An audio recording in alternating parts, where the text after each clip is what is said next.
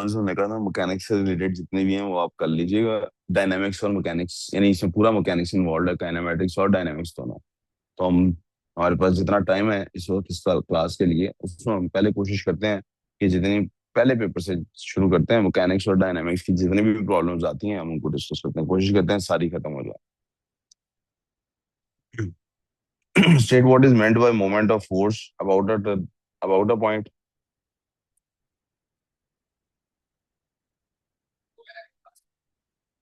It means the turning effect of the force.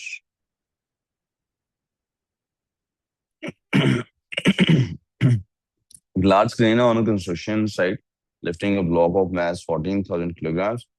और ये हमारे पास मैस आता है। तो हमारे पास कहीं एक लेंथ दी हुई है 20 मीटर्स की। और फिर हमें कहा गया है कि calculate the moment of about A. इसको यानी कि पिवट बनाना है। Let's label it as pivot. और due to the 14,000 kg block, 14,000 जो केजी ब्लॉक है उसकी वजह से सस्पेंडेड फ्रॉम बी। तो 14,000 जो केजी ब्लॉक है इसने किस तरफ जाना है, इसने इस तरफ जाना है। ठीक है। तो व्हाट वी नीड इज इसकी तरफ वजह से जो हमें मोमेंट निकालते कैसे हैं।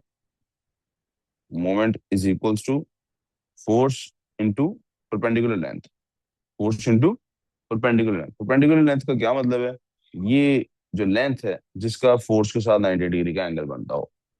ठीक है। तो 14,000 की वजह से कितनी फोर्स लगेगी। फोर्स मुझे उसकी फोर्स से मुराद है उसका wait.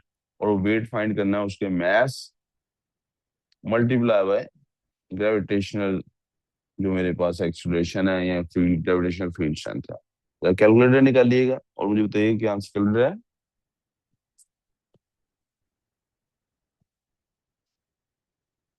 9.8 times 14,000। Answer is one three seven three two seven hundred two zero zero 137200 newtons. इस वैल्यू को हम यहाँ पुट कर देंगे। 137200 टाइम्स लेंथ कितनी है, 20 metres length. If I multiply that with 20, answer आता है 2744,000। द आंसर इज 2744,000 की जगह के लिख के न्यूटन मीटर आंसर लिखा जा सकता है। आप 000 डाल के 1000 लिखना चाहें तब भी कोई फर्क नहीं पड़ता।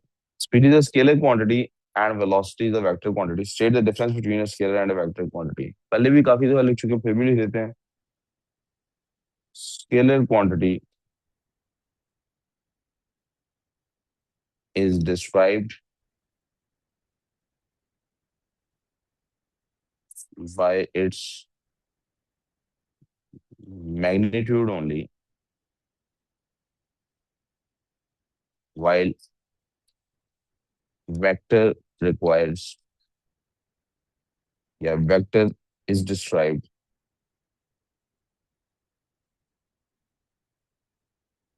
by magnitude and direction। वाले इस्तेमाल तो लाइव होगा। हाँ, ठीक हो। मैग्नीट्यूड एंड बाज बच्चे हैं उन्होंने शायद ऐसा देखा हो, मैंने कुछ लोगों को डिस्क्राइब करते हुए देखा है कि वो क्या करते हैं, मैग्नीट्यूड को सिर्फ न्यूमेरिक वैल्यू समझते हैं और यूनिट को उसके अंदर इंक्लूड नहीं करते। ऐसा नहीं है बेटा। मैग्नीट्यूड के अंदर मैग्नीट्यूड के अंदर न्यूमेरिक वैल्यू के साथ साथ यूनिट इंक्लूडेड होता है। Magnitude is name of two things, numeric value and the unit. Direction इसके अलावा होती है। Write down one other scalar quantity and one other vector quantity. कोई एक स्केलर क्वांटिटी लिखनी है, आप एनर्जी लिख दीजिए बेशक। डिस्टेंस कोई एंड एक वेक्टर डिस्प्लेसमेंट। क्वांटिटी लिखनी है, एक्सेलरेशन लिख दीजिए जी। डिस्टेंस एंड डिस्प्लेसमेंट भी लिख सकते हैं। 2021 फरवरी में आ चाहिए, उसके बाद मई जून आ जाएगा।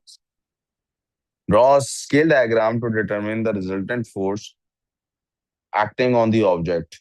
इस पे कोई रिजल्टेंट फोर्स, वेक्टर एडिशन की बेसिकली बात हो रही है। 30 न्यूटन 20 न्यूटन की बात हो रही है। 60 उनके अंदर रिजल्टेंट फोर्स सिर्फ बतानी है, तो इसका मतलब सिर्फ वो मैग्नीट्यूड बताने के लिए कहना चाहिए उनको। स्केल बता रहे हैं और मैग्नीट्यूड बता रहे हैं, वो डायरेक्शन भी मांग रहे हैं of the direction relative to the 20 newton force, उस 20 न्यूटन फोर्स के हिसाब से क्या डायरेक्शन बनती है। अब one way of doing it would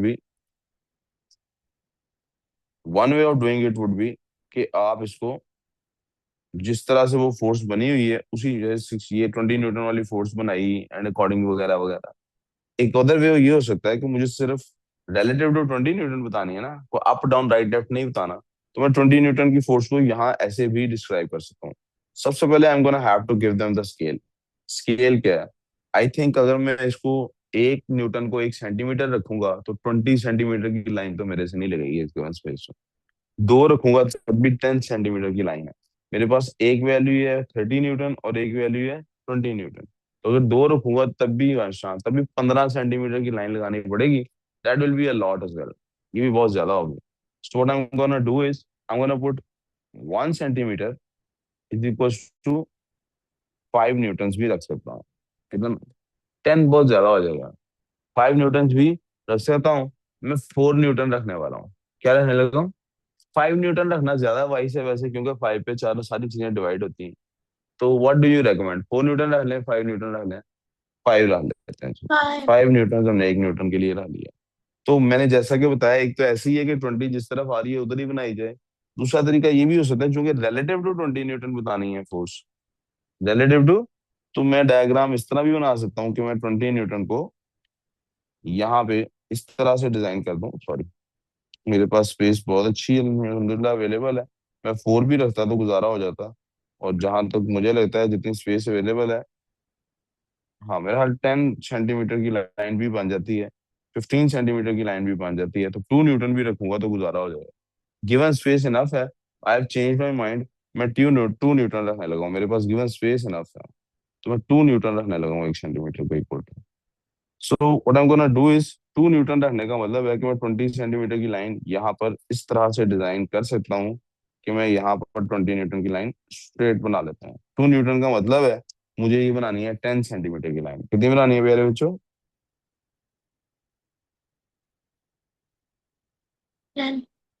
ये 10 सेंटीमीटर की मैंने लाइन बना दी बेटा। 10 सेंटीमीटर इक्वल टू 20 न्यूटन भी यहाँ लिख दिया अपने आसानी के लिए। 10 सेंटीमीटर लिखना जरूरी है। और वो कहता है कि इसके साथ 60 डिग्रीज का एंगल है। कितने डिग्रीज का एंगल है दूसरी फोर्स का? 60 डिग्रीज का एंगल है। अब 60 डिग्री का एंगल बनाने के लिए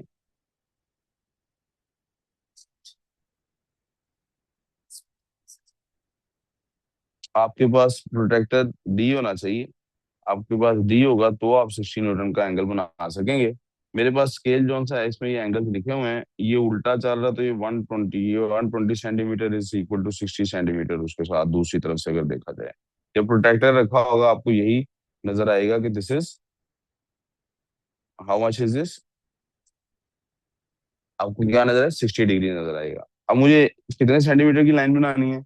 15 सेंटीमीटर की लाइन बनानी है, क्योंकि मैंने 2 न्यूटन रखा हुआ है 1 सेंटीमीटर को। सो जब 2 न्यूटन रखा हो 1 सेंटीमीटर को और 15 सेंटीमीटर की लाइन बनानी हो, तो this is where it forms. नहीं बेटे, सेंटीमीटर जूम इन किया हुआ बहुत, 5 5 का फर्क नहीं नजर आ रहा? ये इंचज नहीं है, सेंटीमीटर ही है।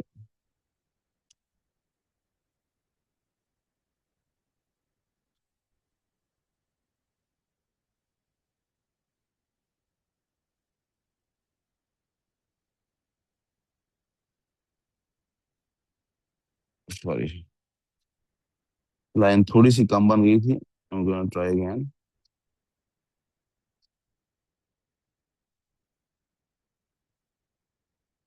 That's 15 centimetre. सो मेरी पहले मैंने एक फोर्स ये बनाई, दिस इज उसका हेड इस तरफ है। Let me remove the ruler from the equation. ये मेरी 20 न्यूटन आ गई, और ये मेरी 15 सेंटीमीटर्स इक्वल्स टू 13 न्यूटन की ये लाइन बन गई, और इसका इस तरफ हेड है।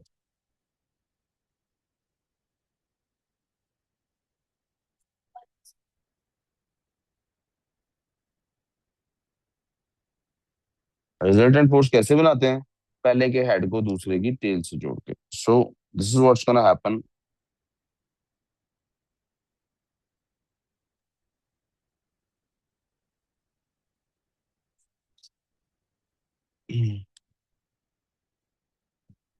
सॉरी, पहले की टेल को आखिरी के हेड के साथ मिला के हमारी रिजल्टेंट फोर्स बनती है, ये इसकी डायरेक्शन है।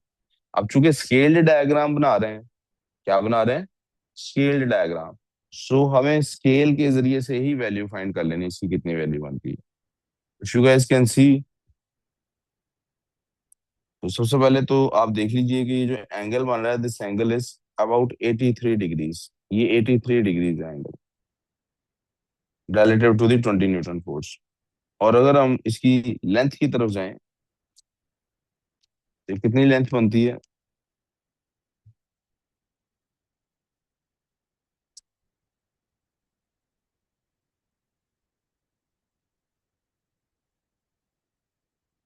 10, 11, 12, 13 सेंटीमीटर ये लाइन बन रही है। सो अगर ये 13 सेंटीमीटर लाइन बन रही है, so I could write this is 13 centimetres which is equal to how many newtons, 13 to the 26 newton. तो द स्केल, आपको स्केल यहाँ पे लिखना है, तो 1 centimetre is equal to 2 newtons. Magnitude उसका क्या लिखना है, 26 न्यूटन्स। और डायरेक्शन उसके angle relative to 20 newton force, angle कितना है, 83 डिग्रीज। जी प्यारे बच्चों, किसी को कोई कंफ्यूजन या प्रॉब्लम हुई हो इसमें, ये clear. A power station burns waste material from farm crops to generate electricity. Electricity generate करने के लिए कर रहा है ये। State and explain whether this process is renewable. क्या कर रहा है बेटे, वेस्ट मटेरियल को इस्तेमाल कर रहा है, रिन्यूएबल है वाला ये। Does it consider, is it consider renewable.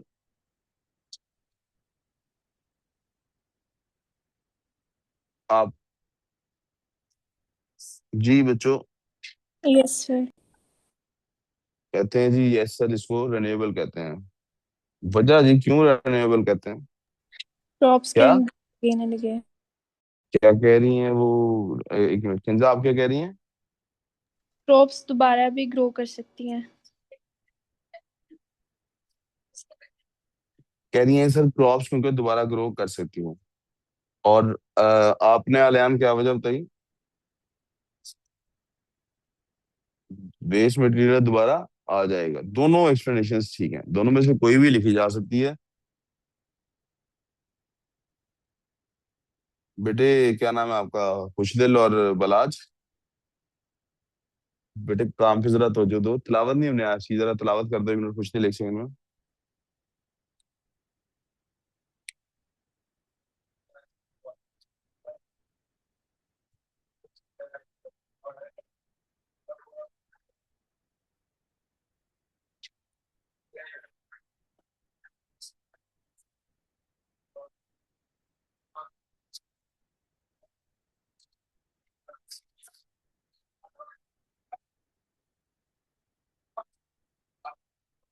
अच्छा, because it will be available again, या इट कैन बी रिप्लेनिश्ड,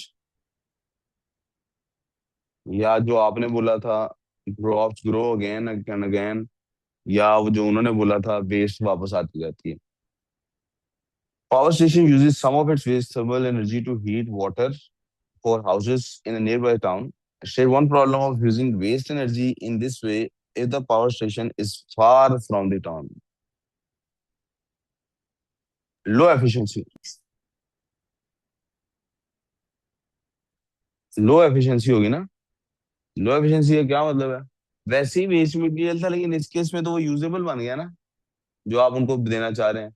या आप लिख सकते हैं लो एफिशिएंसी की बजाय most of it will be lost on the way, most will be lost on the way. इसको आपको गर्मी लग रही है, अच्छा। Suggest a way of reducing this problem, इस लॉस को कम करने का तरीका क्या है, इंसुलेशन। इंसुलेशन। जी, पावर स्टेशन करीब तो नहीं शिफ्ट कर सकता है ना, पावर स्टेशन को शिफ्ट करना इज अ ह्यूज टास्क, घर वो करीब ले ले फिर, मेक घर अनदर करीब ले पावर ले। स्टेशन।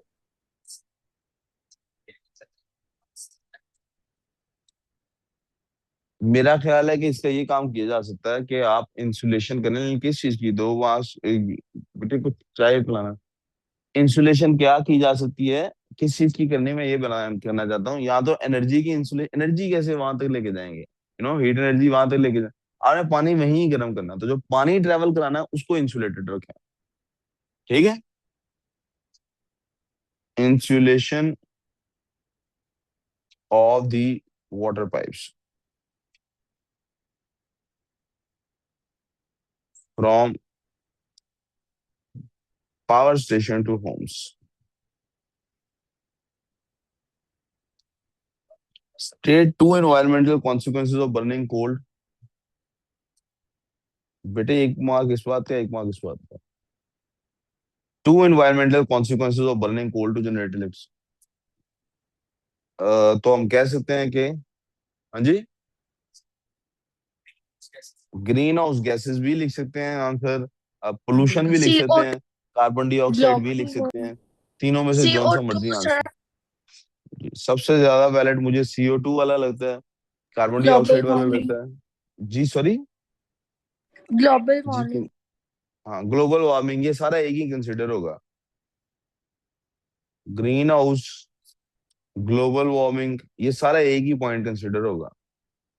तो दूसरा पॉइंट क्या होगा? Acid rain.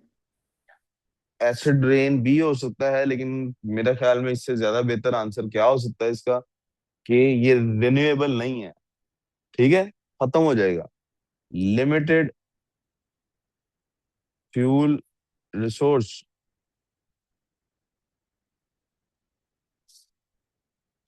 ये क्या है? ये एक लिमिटेड, उन्होंने सॉरी, उन्होंने तो एनवायरमेंटल कॉन्सिक्वेंस पूछा था, सॉरी, मुझसे पूछा ही उन्होंने एनवायरमेंटल कॉन्सिक्वेंस है। तो मुझे, ये एनवायरमेंटल कॉन्सिक्वेंस नहीं है। एनवायरमेंटल कॉन्सिक्वेंसेस वही जो ऊपर तीन आपने लिखे हैं, वही एनवायरमेंटल कॉन्सिक्वेंसेस हैं, या उसके अलावा एसिड रेन लिखा जा सकता है। ठीक है, आगे चलते हैं। In terms of the momentum of molecules, explain how gas exerts pressure on the walls of its container। मेरा ख्याल है ये क्वेश्चन हम कल कर चुके हैं, तो मैं इसको स्किप यहाँ से कर सकता हूँ, कल वाले लेक्चर में आप इसको देख सकते हैं। A fixed mass of gas volume V1 at pressure P1 is compressed to a V2।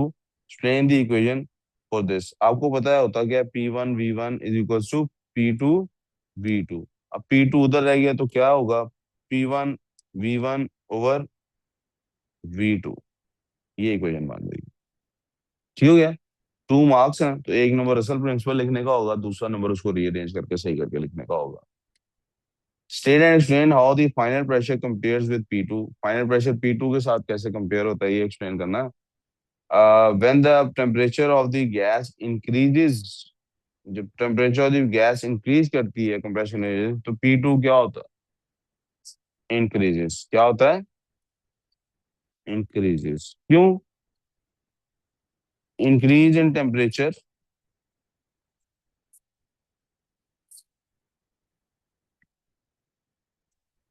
increases आप ke of the particles,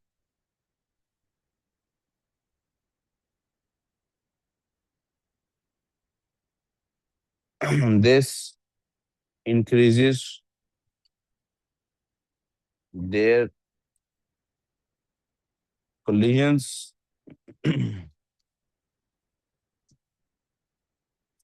with the walls of the container,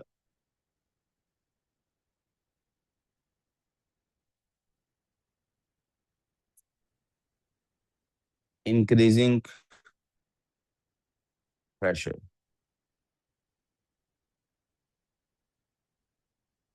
State the name of the reflection of sound। ये अब हमारा next chapter चला गया, इसको अब हम next go में करेंगे। ठीक है, मैकेनिक्स में से हमारे सर पास यही क्वेश्चन मौजूद थे। जी बेटे।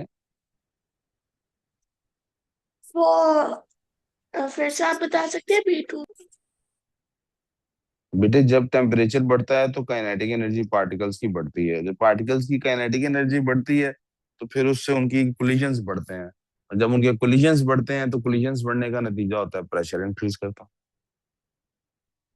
ठीक है। और आपको रोहन पेपर नहीं है? Okay sir. कहाँ? आपके पास नहीं है अभी? अच्छा अच्छा।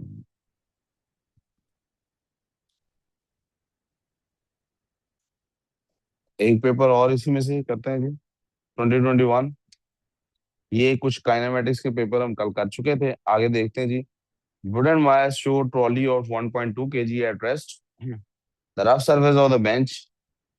जी,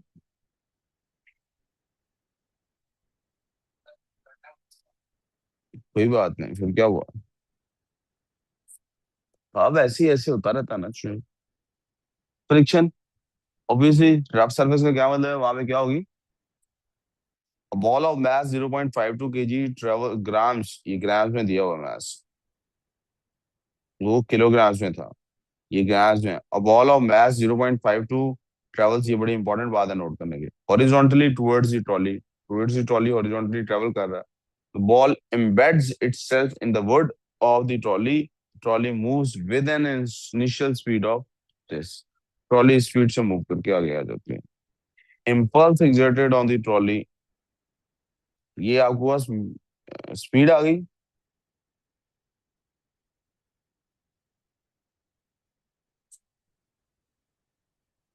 और आपको पास ये आ गया उसका मैस ग्राम्स में। ठीक है। इम्पल्स क्या होता है? Change in momentum. इम्पल्स क्या होता है बेटे? चेंज इन मोमेंटम का क्या मतलब है? आपकी पहले स्पीड कितनी थी और अब स्पीड की, पहले इनकी स्पीड कितनी थी? एड्रेस है ना। अब उसकी जो स्पीड है वो कुछ ना कुछ स्पीड आ गई है, ये हमारे पास गिवन है, that is your speed, right. और मैथ कितना लेना हमने? मैथ हमारे पास यूज होना है प्यारे बेटे, दिस प्लस दिस। तो मैं ऐसा करूंगा, उसको भी ग्राम्स में ले लूंगा, उसको भी क्या करूंगा, अगर इसको ग्राम्स में लेता हूँ तो 1200 मेरे पास ग्राम्स में ऐसा रहता हूँ। ठीक है। जब इन दोनों को ऐड करता हूँ, 1200 प्लस 52, तो मेरे पास, सॉरी, 0.52 है, 0.52, तो मेरे पास जो मैथ आता है वो 1200.52 आता है। ये ग्राम्स में मेरे पास मैथ आ रहा है। ठीक है। और हमें ये चाहिए किसमें? केजी में। किसमें चाहिए? इस फॉर्मूला में अप्लाई करने के लिए एमई में, किसमें चाहिए? किलोग्राम में। किसमें चाहिए? This is equal to 1.20052 kilograms. ये बात समझ आ गई आप लोगों को? ऑनलाइन वाले बच्चों को भी ये बात समझ आ गई? Yes sir. तो मैथ्स को मल्टीप्लाई करना है सिंपली स्पीड से। 1.20052 multiplied by 0.0665 metre per second. इन दोनों नंबर्स को जरा मल्टीप्लाई करके बताइएगा क्या आंसर आता है। 0.0780 आपकी इम्पल्स आ गई, और इम्पल्स का यूनिट वही होता है जो मोमेंटम का होता है, kgm/s। The speed of the ball as it hits the trolley, कितनी स्पीड होगी बॉल की जब ये हिट करती है ट्रॉली को? अब जो मोमेंटम होता है ना बेटे, बिफोर कोलिजन और आफ्टर कोलिजन सेम ही होता है। अब आफ्टर कोलिजन का मोमेंटम आ गया आपके पास, टोटल मोमेंटम आफ्टर कोलिजन का आपके पास आ गया। सॉरी, यही यूनिट है, kgms-s। जी, एफ टी के फॉर्मूला से जो आता है, न्यूटन सेकेंड्स। कह नहीं सर, इम्पल्स का दूसरा यूनिट लिख सकते हैं? जी, दूसरा यूनिट भी लिख सकते हैं, वो होता है न्यूटन सेकेंड्स। आप ये भी यूनिट इस्तेमाल कर सकते हैं इसकी जगह पे। वापस आते हैं जी, उसकी स्पीड फाइंड करनी है। हमें पता है momentum before collision is equal to momentum after collision. Before collision momentum क्या था? जीरो था इस ट्रॉली का। ठीक है। और सिर्फ मोमेंटम था किसके पास? बॉल के पास। आफ्टर कोलिजन उनका कंबाइंड मोमेंटम हमारे पास मौजूद है, तो एक साइड पे तो हम लिख सकते हैं 0.0780। दूसरी साइड पे मोमेंटम ट्रॉली का तो मैस मूव नहीं कर रहा था, तो उसका मोमेंटम तो जीरो होगा, उसका मोमेंटम तो सिर्फ बॉल का ही होगा। तो बॉल का ही मैस और बॉल की स्पीड निकालेंगे, राइट। बॉल का मैस हमें गिवन है, अब वो गिवन था ग्राम्स में, ये गिवन था ग्राम्स में, इसको जब किलोग्राम में कन्वर्ट करते हैं तो क्या बन जाता है? 0.00052 ग्राम्स। 1000 पे डिवाइड करना है ना, स्मॉल टू बिग क्या होता है? डिवाइड होता है, और 1000 पे डिवाइड करना है। ठीक है रोहन। अब इसको ये हमने जब उसकी मैथ को लिखते हैं तो हमारे पास आता है 0.00052, और स्पीड उसकी हमने फाइंड करनी है। तो हम क्या कर सकते हैं, दोनों साइड्स को 0.00052 से मल्टीप्लाई कर सकते हैं, 0.00052, और इधर भी 0.00052। नहीं समझ आई तो दोबारा पूछ बता देता हूँ। मोमेंटम बेटे बिफोर कोलिजन और आफ्टर कोलिजन होता है सेम। बिफोर कोलिजन ट्रॉली का तो कोई मोमेंटम नहीं था, कंबाइंड मोमेंटम हमने ये निकाल लिया। ठीक है, अब ये आफ्टर कोलिजन का मोमेंटम निकाला हमने। बिफोर कोलिजन का मोमेंटम कैसे निकलेगा, फॉर्मूला उसका होता है मोमेंटम का, टोटल मोमेंटम का, m1 u1 plus m2 u2। ये फॉर्मूला है ना मोमेंटम टोटल निकालने का। तो जो ट्रॉली थी उसकी तो एड्रेस थी, जीरो थी, तो उसको लिखने की जरूरत है, तो फिर दूसरे का ही लिखेंगे। उसका मैस किलोग्राम में ये लिख लिया, उसकी स्पीड ये लिख ली। फाइंड करनी है ना स्पीड। अब दोनों साइड्स को क्या करूंगा, इससे डिवाइड कर दूंगा। तो अब जरा कैलकुलेटर इस्तेमाल करके बताइए, 0.0780 divided by zero point one zero fifty zero five two 150 metres पर सेकेंड। इस पूरे में ज्यादा स्किल की क्या बात थी, यूनिट्स का ख्याल रखना, क्या आप यूनिट्स को स्टैंडर्ड यूनिट्स में ले रहे हैं या नहीं। ठीक है मेरे बच्चों, चले आगे। Yes. As the trolley moves across the rough surface, it slows down and stops. Explain in terms of the work done, the energy change that takes place as the trolley slows down. प्यारे बेटे, जो चीज आपको रोक रही होती है ना, फ्रिक्शन, वो भी वर्क करती है, उसको हम कहते हैं नेगेटिव वर्क। ठीक है, अब वो जो फ्रिक्शन है ना, as the trolley moves,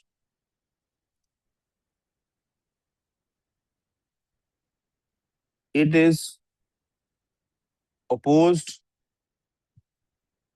by friction from the rough surface।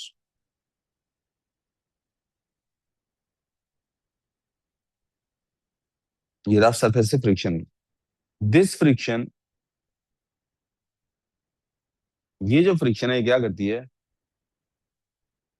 Works to slow it down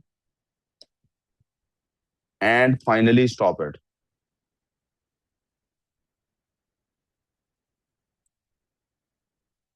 The kinetic energy of the trolley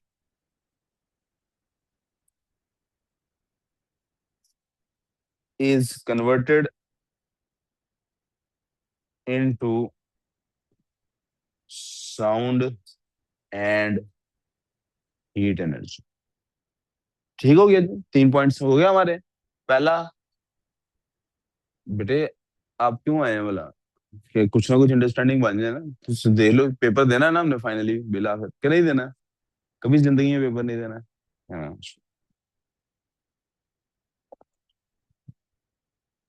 आगे चलते हैं। Sir I don't get it. You don't get it तो बेटा उसी time stop करो, you don't get it.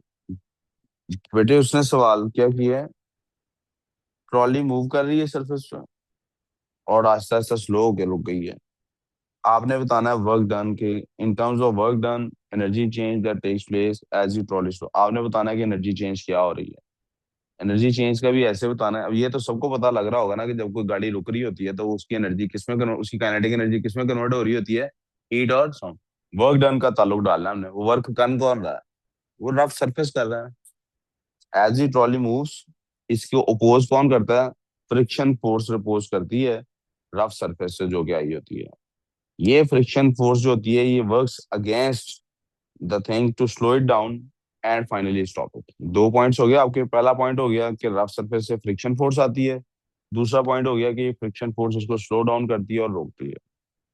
Third point कि इससे क्या होता है, वो जो काइनेटिक एनर्जी होती है ट्रॉली के अंदर वो कन्वर्ट हो जाती है किसके अंदर, हीट और साउंड के अंदर। Do you get it now. Sir let's move on जी। 2021 का तीसरे पेपर को खोल लेते हैं। ये बेटे यहाँ पे सॉरी, ये क्वेश्चन आ गया हमारे पास, हीट थर्मल एनर्जी। थर्मल का हमने अलग सेक्शन बनाया था इसलिए इसको अलग से डील करेंगे, और उसमें ये थर्मोमीटर अब सिलेबस में नहीं है, लेकिन आप लोग फिर भी ये सवाल सॉल्व कर देंगे। जी बेटे, कौन सा वाला बताइए। हाँ वो जो पहले स्किप की, कौन सा क्वेश्चन रहता है, कहाँ पे लिखा हुआ है, आगे है, बताइए कहाँ पे है? स्क्रीन दो, कहाँ है?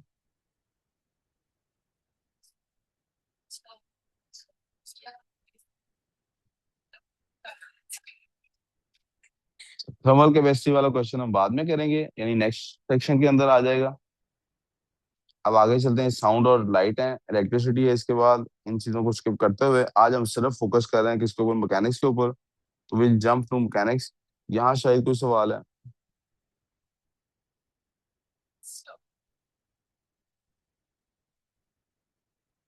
जी ये हमारे पास आ गया। This is question of paper, कौन से पेपर का सवाल है, मई जून 2021 का सेकंड वेरिएंट है, मई जून 2021 का थर्ड वेरिएंट भी इंशाल्लाह अभी करेंगे साथ में। डिफाइन मोमेंट ऑफ फोर्स अभी डिफाइन किया 1 मिनट पहले, टर्निंग इफेक्ट ऑफ फोर्स को कहते हैं। It is a turning effect due to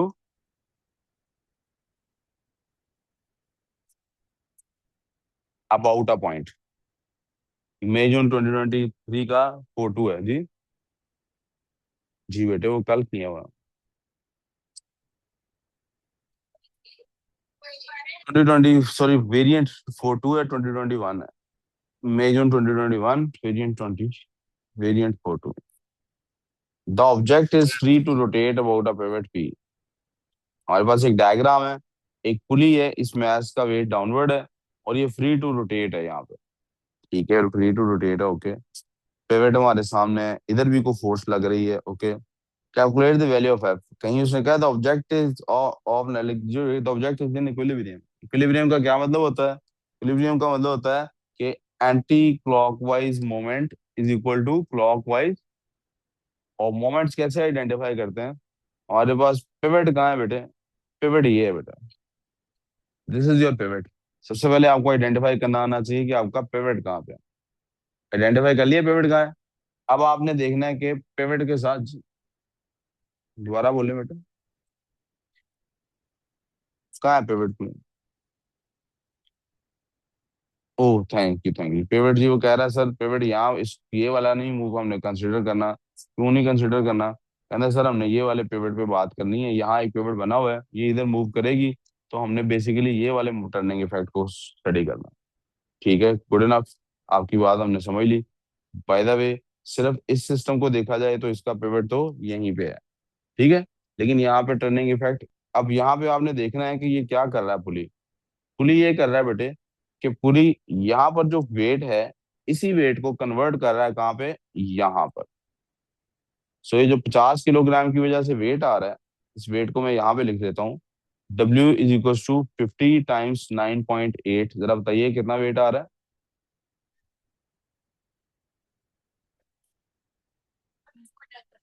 490 Newton. ये 490 न्यूटन यहाँ पे फोर्स लग रही है, ये आपको आइडेंटिफाई करना आना चाहिए। बड़ा मजे का सवाल है कि 490 न्यूटन कहाँ पे लग रही है, आपको आइडेंटिफाई करना आना चाहिए। Yes, did you understand this? दोबारा बताता हूँ। इसका वेट है 490 न्यूटन, राइट? इसका वेट क्या है? 400, राइट। लेकिन ये इस पुली की वजह से ये जब नीचे को जाता है तो यहाँ पे इस तरफ को भी 490 न्यूटन की फोर्स लग रही है ना, जो इसको खींच रही है, राइट। तो हमें असल में इस वेट को वहां पे कंसिडर करना है, सिर्फ इसी जगह पर सिर्फ कंसिडर करना। और ये क्या करेगा, ये पुश उस तरफ को कर रहा है, तो परपेंडिकुलर डिस्टेंस ये बनता है, this is your perpendicular distance. तो सबसे पहले तो ये समझ लें कि इस 490 न्यूटन के साथ जो डिस्टेंस आना वो 20 सेंटीमीटर का आना है। इससे भी ज्यादा इंपॉर्टेंट बात क्या है, हमें हमेशा आइडेंटिफाई करना आना चाहिए कि क्लॉकवाइज टॉर्क कौन प्रोड्यूस कर रहा है और एंटी क्लॉकवाइज मोमेंट कौन, यानी क्लॉकवाइज मोमेंट कौन प्रोड्यूस कर रहा है। उसका तरीका मैंने बताया था कि फोर्स की डायरेक्शन जिधर भी हो, आप टुवर्ड्स पिवट उसको घुमाएं। पिवट यहाँ है, टुवर्ड्स पिवट जब घुमाता हूं तो ये वाली जो 490 फोर्स है, ये बना रही है क्लॉकवाइज मोमेंट। ये कौन सा मोमेंट बना रही है? मैं इसको किसी और पेन से बना देता हूँ ताकि जब आप दोबारा भी विजिट करें आपको पता लग जाए। ये मोमेंट बना रही है क्लॉकवाइज मोमेंट। और कौन सी फोर्स है? और ये फोर्स है, इसको भी पिवट की तरफ ही घुमाना है। ये कौन सा बना रही है? Anti clockwise moment, right. अब क्लॉकवाइज मूवमेंट और एंटी क्लॉकवाइज मूवमेंट की वैल्यूज चाहिए हमारे पास। इसका भी परपेंडिकुलर डिस्टेंस हमें चाहिए, क्लॉकवाइज मूवमेंट और एंटी क्लॉकवाइज दोनों का। तो ये परपेंडिकुलर, जब ये फोर्स डाउनवर्ड है तो इसका परपेंडिकुलर डिस्टेंस ये वाला बनता है, राइट। तो अब जरा वैल्यूज प्लग इन करके देखते हैं। यहाँ तक डायग्राम फिर सबको समझ आ गई है प्लीज? हाँ जी, मैं चाहता हूँ ये फोर पहले समझ, नाइन्टी आप वाली तीनों को बात एक समझ आ गई? दोबारा बताएंगे? आप लोगों को समझ आ गई? 490 बेटे न्यूटन है फोर्स हमारी इस मैच की वजह से। ये इधर डाउनवर्ड जब लगती है तो ये इस पेवट पे तो इम्पैक्ट नहीं डाल रही ना। Yes sir. ये तो नीचे चल, ये तो इस पेवट पे इम्पैक्ट डाल रही, और इसका हमारे साथ कोई ताल्लुक इस वक्त। हमारा इसने यहां से ये रस्सी घूम के ये वेट की डायरेक्शन को चेंज किया हुआ है। ये पुली का काम ही क्या है? पुली का काम ये है कि मैं इधर को फोर्स लगाऊं तो असल में इस पे इस तरफ को फोर्स लगे। कितनी लगे? सारी लगे, क्योंकि ये फ्रिक्शन लेस है। हमने नेग्लिजिबल कंसिडर किया हुआ बाकी सारी चीजों को। होती इसमें फ्रिक्शन है, ये 100% फोर्स को कन्वर्ट नहीं एक्चुअल करती। लेकिन जब हम फिजिक्स में एक्सपेरिमेंट्स कर रहे होते हैं तो कंट्रोल कंडीशंस होती हैं, बाकी चीजों को कांस्टेंट या नेग्लिजिबल कंसिडर कर लेते हैं, तो जिसको स्टडी करना होता है उसको सारी वैल्यू दे देता है। सो ये फोर्स जब डाउनवर्ड लगती है तो असल में ये इस ऑब्जेक्ट जिसको घुमाना है, जिसपे मोमेंट कैलकुलेट करना है, जो मूव कर रही, जो रोटेट कर रही, उस पे ये इस तरह फोर्स लगाएगी। Clear on this? Okay sir. अब हमारे पास आ गया जी, एरा आपको भी समझ आ गई है कि नहीं? Yes sir. क्लॉकवाइज मोमेंट कौन क्रिएट कर रहा है मैं लेबल कर चुका था। उसकी फोर्स क्या है ये? अरे यार, इधर ही आ गया। पैसे दे दिए इसको। अच्छा, ग्रीन वैली जाना है कोई चीज लेने मुझे। जो रात को जब तक मैं फ्री होता हूँ, ये तो यार सारा सब कुछ ही बंद कर देते हैं। मुझे तो टेंशन पड़ गई है कि हमें भी रात को जल्दी खत्म बंद करना पड़ेगा। इन्होंने कहा तो नहीं अभी किसी ने? नहीं, बैरिया में भी सब कुछ बंद था रात को। रात को सब कुछ बंद करा रहे हैं हमें, लेकिन अभी तक कुछ भी।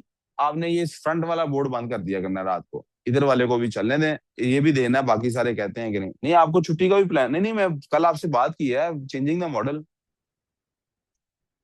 एक मिनट जरा, ये बहस कर लें थोड़ी सी यार। यार, लोग मुझे दे लो, बॉडी शेमिंग कर रहे हैं। चलो भाई, वापस आ जाए। तो हमने आइडेंटिफाई कर लिया क्लॉकवाइज मोमेंट कौन सा है और एंटी क्लॉकवाइज मोमेंट कौन सा है, राइट। अब वो एंटी क्लॉकवाइज और क्लॉकवाइज मोमेंट को कैसे क्या करना है हमें दोनों के लिए, एक दफा यहाँ लिख लिया हमने। अब वैल्यूज ही पुट करनी है ना। फोर्स इंटू लेंथ, और दूसरी तरफ भी फोर्स इंटू लेंथ। एक एक फोर्स किया तो एक एक दफा ही आएगा, दूसरी दफा लिखने की, यहाँ ऐड करके नेक्स्ट मोमेंट को करने की जरूरत है। तो जो हमारे पास एंटी क्लॉकवाइज था वो हमने कहा था उसकी फोर्स हमें फाइंड करनी है, और लेंथ उसकी हमें दी हुई है 12। और जेन में रखिए सेंटीमीटर। क्या 12 सेंटीमीटर स्टैंडर्ड यूनिट है? नहीं, सेंटीमीटर मीटर है स्टैंडर्ड यूनिट। तो जब सेंटीमीटर में कोई चीज दी होती है प्यारे बेटे, अगर वो दोनों साइड से कैंसल आउट हो जानी है फिर आप वही यूनिट भी यूज कर सकते हैं। देखें ना, राइट साइड पे भी तो सेंटीमीटर में ही आना है ना।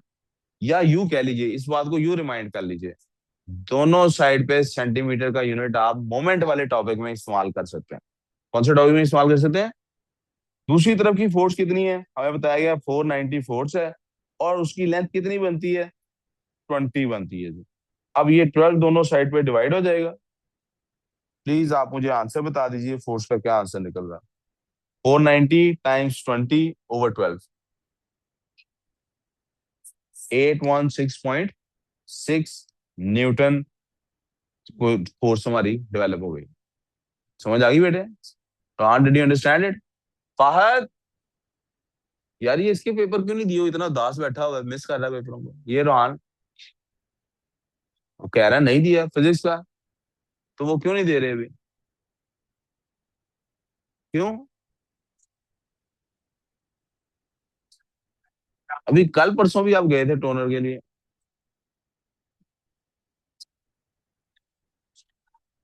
तो उसको कोई एक और दे दे यार, सानू तू भी सानू तरसाई जा रहे हैं, ऐसे तो काम नहीं चलेगा हमारा। आज भी उसके टेस्ट वगैरह प्रिंट होंगे। Describe an experiment involving vertical forces to show that there is no net moment on an object in equilibrium. You may draw a diagram in space provided. कहता है जी, अगर कोई ऑब्जेक्ट इक्विलिब्रियम में हो तो आपने क्या शो करना है? Show that there is no net moment on an object in equilibrium. You may draw diagram in the space. क्या डायग्राम ड्रॉ करें? लो जी, स्केल ड्रॉ कर लेते हैं। We gonna draw a scale. दरमियान में, यहाँ पे दरमियान में पिवट रख देंगे। ये क्या बन गया हमारे पास? इसको लेबल कर देंगे, पिवट है ये हमारा। दो फोर्सेस रख देंगे। यहाँ पे रख देते हैं 10 न्यूटन की फोर्स।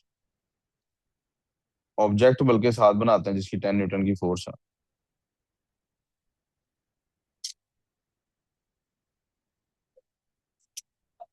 यहाँ लिखते हैं 10 न्यूटन।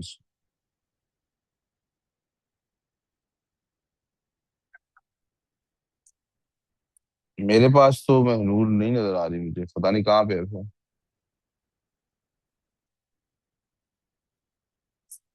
इधर भी हम रख देते हैं 10 न्यूटन फोर्स। ओके हो गया यहाँ तक? यहाँ तक प्रॉब्लम, डायग्राम बना ली? ठीक है। अब क्या लिखेंगे? अब एक्सपेरिमेंट ड्रॉ करना है उन्हें, क्या करना है? There is no net moment on object in equilibrium. अब आपने एक्सपेरिमेंट ड्रॉ करना है, तो मैं क्या करूंगा, एक और डायग्राम बना देता हूँ यहाँ पे।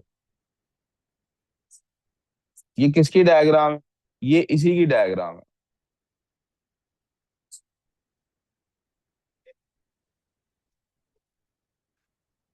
ठीक हो गया? क्या एक्सपेरिमेंट लिखे हैं?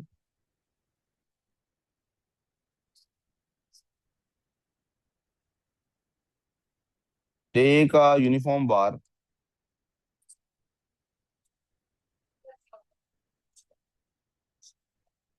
Pivoted at centre. सेंटर पे पिवट करने का क्या फायदा हुआ? इसका अपना वेट इफेक्ट नहीं करेगा। इसका अपना वेट इफेक्ट नहीं करेगा। Take a uniform bar, pivoted at it centre, put 10 newton. क्या मसला है? आगे रख Sir, दिए, why वापस रख दिए write यार, ये A मैट्रिक बढ़िया instead है। of N? सॉरी, दोबारा बोलो बेटे। Why did you write an A? Why did you write A instead of N? Because यही होता है बेटे, आप इंग्लिश में ए ही लिखते हैं यूनिफॉर्म के साथ। Take a uniform bar pivoted at its centre, put 10 newton at one end. एक एंड पे रखा ना, अभी एक्सपेरिमेंट हो रहा है ना। एट वन एंड,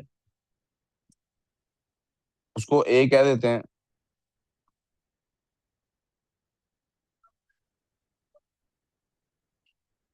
ठीक है बेटे। Put an other object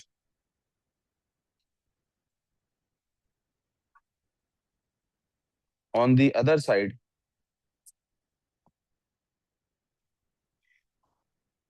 and keep sliding it away. Another object, sorry इधर लिखना चाहिए of 10 newton, and keep sliding it until the bar is in equilibrium.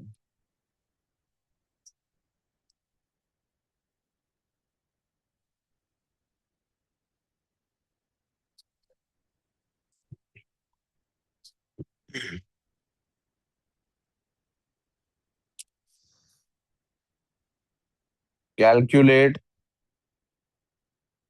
moment of both sides using moment is equals to F into L। ठीक हो गया? यहाँ तक कोई problem? Rohan, you are right on this.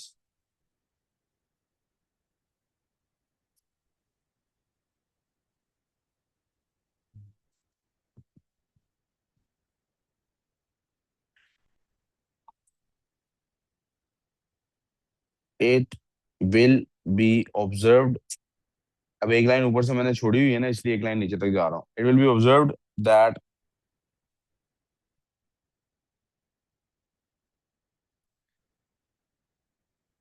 moment on both sides। क्या मसला है?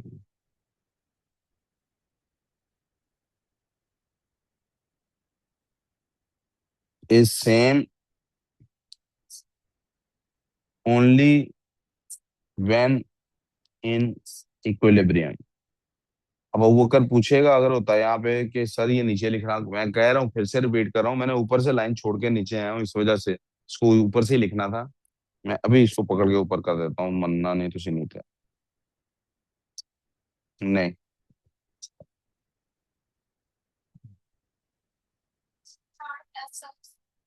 ये लेंगे जी। मैं सर ये इसके बाद पेपर ही आपको खोल लेना, अभी टाइम है हमारे पास। ठीक है, आप वाले क्वेश्चन में मैं चाहता हूँ ये लोग साथ साथ करें, इनकी प्रैक्टिस करना शुरू। ठीक है। Oh sorry, we clear on this right. Next question हम देख सकते हैं हमारे पास कौन सा है। Water flowing at very slow speed over a cliff, the water falls 15 metre on to the rocks below. ये लेबल 15 मीटर, ये डायग्राम हमारे पास डिस्टेंस लेबल्ड है। Show that the velocity of the water when it strikes the rock is 17 metre per second. आपने बताना है कि ये जब नीचे गिर जाता है तो इसकी स्पीड कितनी हो जाती है, 17 मीटर पर। अब ये कैसे हम कर सकते हैं, हम ये ऐसे कर सकते हैं प्यारे बेटे, हमें पता है कि PE at this point is equal to K E, GP लिख देता हूँ आप कंफ्यूज ना हो, is equal to K E eight this point. Right, ये दोनों आपस में क्या होती हैं, इक्वल होती हैं। तो हम क्या करने लगे, वहां की GPE, GPE at top is equal to K E at bottom. ये मैं आपकी याद दिलाने के लिए लिख रहा हूँ बात, क्योंकि एनर्जी कंजर्व होती है। अब जीपीई एट टॉप कैसे निकलेगी, एम जी एच से, is equal to K E at bottom कैसे निकलेगी, हाफ एम वी स्क्वायर से। अब आप देखिए बंदा कंफ्यूज हो जाता है सबसे पहले ये क्वेश्चन पढ़ के कि यार मैथ दिया नहीं हुआ, मैं क्या करूंगा।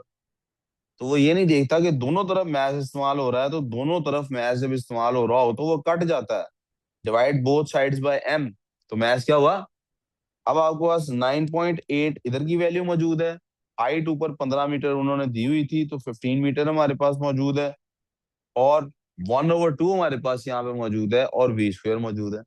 इस 1/2 को भी मैं यहाँ लाके मल्टीप्लाई कर देता हूँ और यहाँ पे सिर्फ लिख देता हूँ वी स्क्वायर। यहाँ तो कोई कंफ्यूजन। अब कैलकुलेटर का इस्तेमाल करने के लिए हम क्या करेंगे, बोथ साइड्स का अंडर रूट ले लेंगे। राइट, प्लीज जरा इसका अंडर रूट लेके मुझे बताइएगा कि वी की वैल्यू क्या निकल रही है। V is equal to 2 times 98 times 15। जी प्यारे बच्चों, क्या वैल्यू निकलती है, 17.14. 17.14 मीटर्स पर सेकेंड, विच इज अप्रोक्सीमेटली कितनी होती है, 17 मीटर्स पर सेकेंड। ओके हो गया भाई, समझ आ गई बात, समझ आ गई। अब किधर जा रही है, समझ आ गया, आगे चलो। नेक्स्ट पार्ट कहता है जी 30, ऑनलाइन वाले बच्चे प्लीज यस बोल दिया करें, मुझे पता नहीं लगता कि ये उनको समझ आया कि नहीं। Yes sir. 30 kg of water flows over the, अब उसने मैथ दे दिया आपको, this is your math. Calculate the force exerted by the rocks on the falling water, ignore any splashing cliff edge every second. 30 kg water आता है जनाब, water flows over the cliff, यानी 30 kg नीचे आ गिर रहा है, तो रॉक्स क्या फोर्स लगाएंगे, action is equals to reaction. Rocks भी क्या फोर्स लगाएंगे, वही फोर्स जो हमारे पास है। एक्शन क्या है, ये वेट है, ये क्या है, वेट है वाटर का। और रिएक्शन क्या है, फोर्स बाय रॉक्स। समझ आ गई बात सबको। वेट कितना हमारे पास, वेट निकलता है एमजी से, what is the MG of math कितना दिया हुआ उसने, 30 kg, multiply by 9.81, sorry multiply by 9.8 लिखना हमने, केजी पर,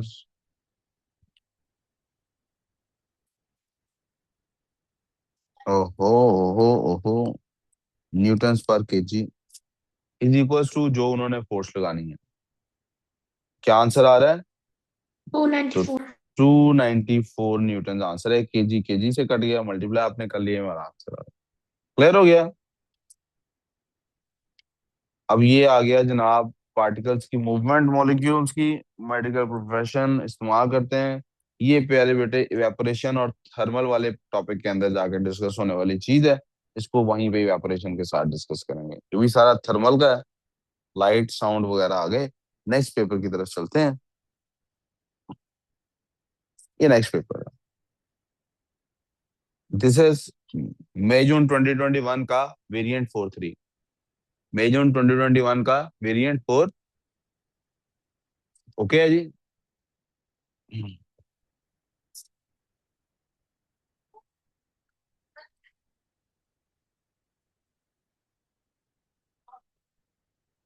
ये इसमें सारे क्वेश्चंस हम कर चुके थे थर्मल के।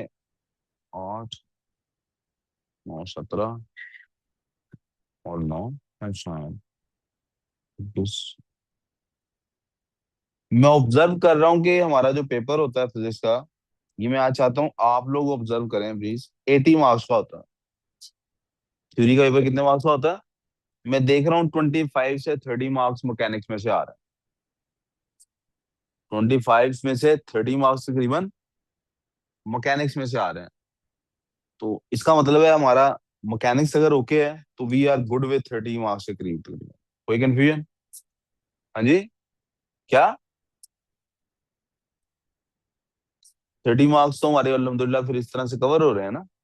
और अभी तक जो टॉपिक्स मैंने किए हैं ये वही टॉपिक्स हैं जो सिलेबस के टॉपिक्स हैं।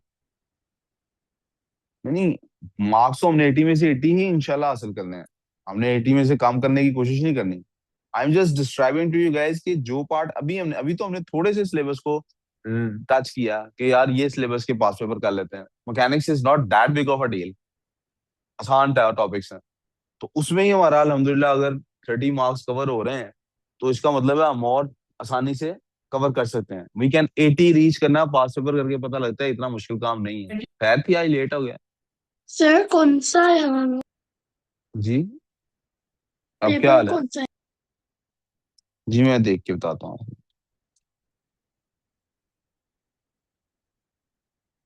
ये बेटे पेपर है मेरे पास 2021 का, अब अक्टूबर नवंबर का। क्योंकि मई जून का जो वेरिएंट 3 था, उस वेरिएंट के अंदर भी हमारे पास आगे क्वेश्चन शुरू हो जाते हैं थर्मल के। और मैं देख रहा हूँ कि ये जो क्वेश्चन है इसमें भी आगे हमारे पास क्वेश्चन शुरू हो गया है थर्मल का, जो हमने स्किप किया हुआ है। और बाकी काइनेमेटिक्स और मैकेनिक्स के क्वेश्चन हम कर चुके हैं, except I think this one जिसमें ये ग्राफ है। ये भी लेकिन लाइट का क्वेश्चन है, सो हम ये पार्ट भी कर चुके हुए कवर।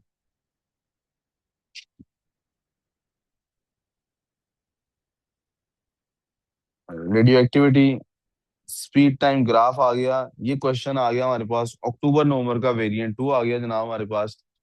जल्दी से इसको देख लेते हैं। जी। जी। जी 10। हाँ।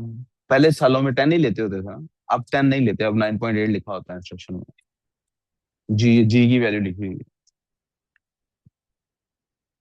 स्पीड टाइम ग्राफ गिवन है जी। फर्स्ट 30 सेकंड और रॉकेट के फ्लाइट का describe how the acceleration of the rocket changes between 10 second and 30 seconds. जी 10 और 30 के दरमियान में क्या चेंज आ रहा है जी? इंक्रीजिंग।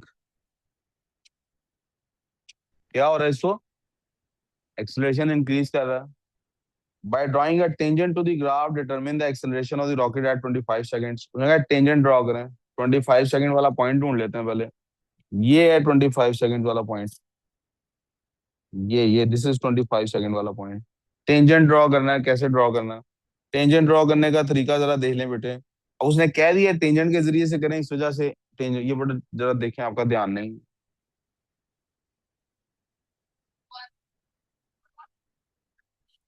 टेंजेंट ड्रॉ करने का तरीका ये होता है कि बड़ी एहतियात से उस पॉइंट पे देखते हैं लाइन किधर को जा रही है।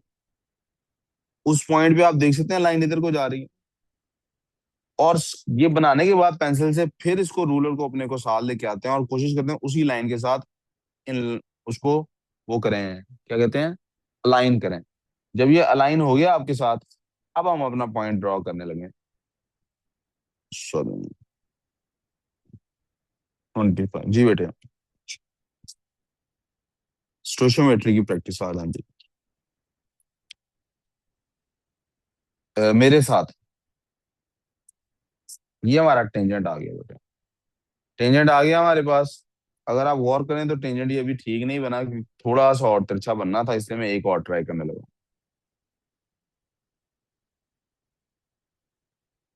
टेंजेंट का आंसर भी हमेशा रेंज में होता है, तो परफेक्ट टेंजेंट आपसे भी नहीं बनेगा।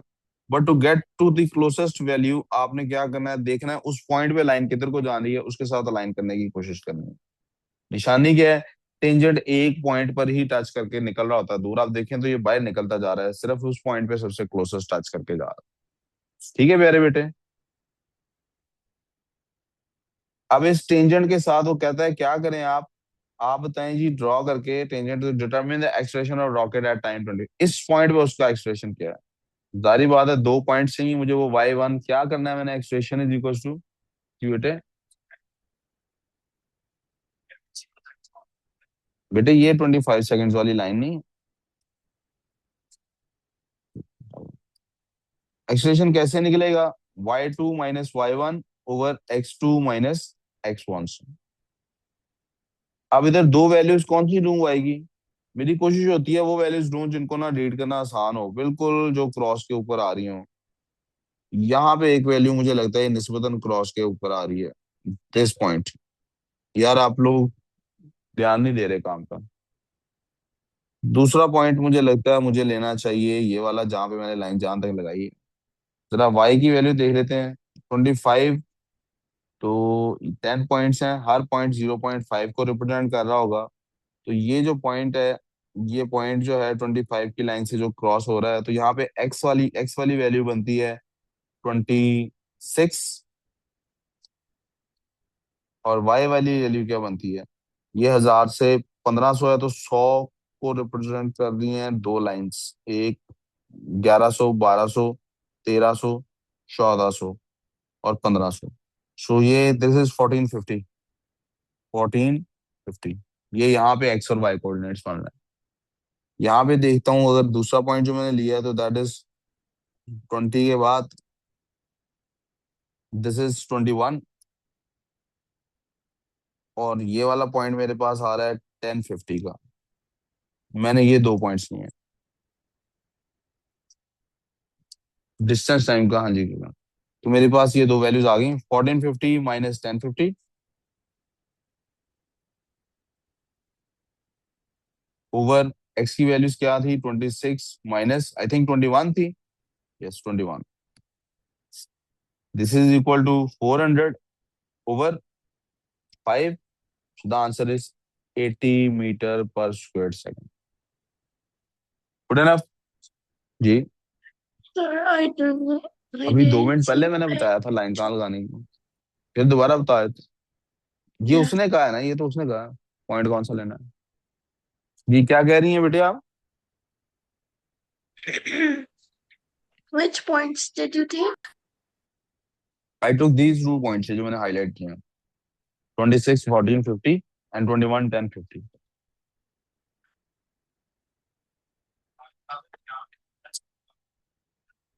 जी टेंजेंट, हाँ जी ऐसिड ऑर्डर पे जी।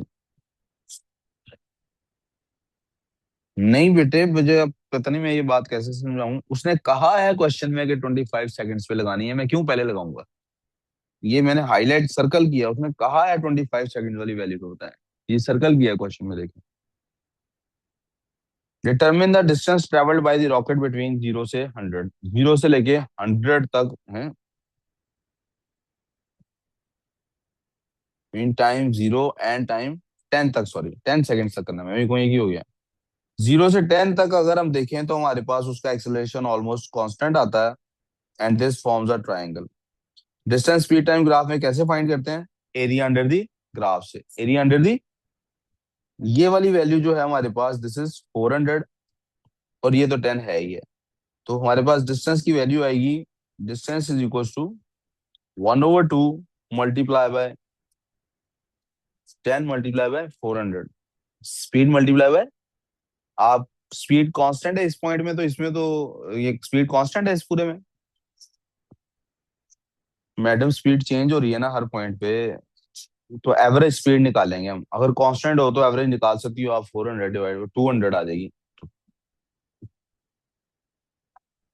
तो आंसर क्या आया हमारे पास, 2000 मीटर्स डिस्टेंस आ गया। क्योंकि हम स्पीड मीटर पर सेकंड में ले रहे हैं और टाइम सेकंड्स में ले रहे हैं, तो आंसर क्या है, 2000 मीटर्स। हुक्स लॉ आ गया जी। क्या था हुक्स Show लॉ? me. जी show you है।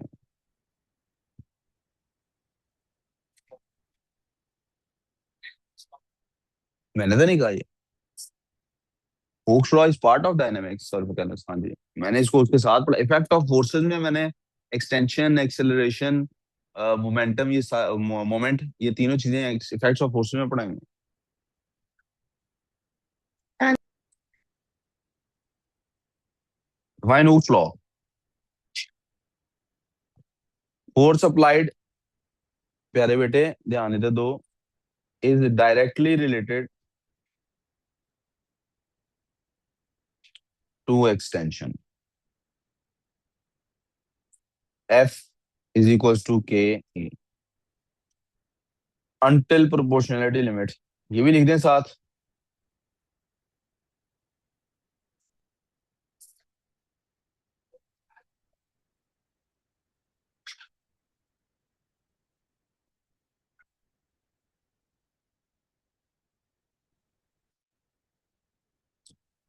until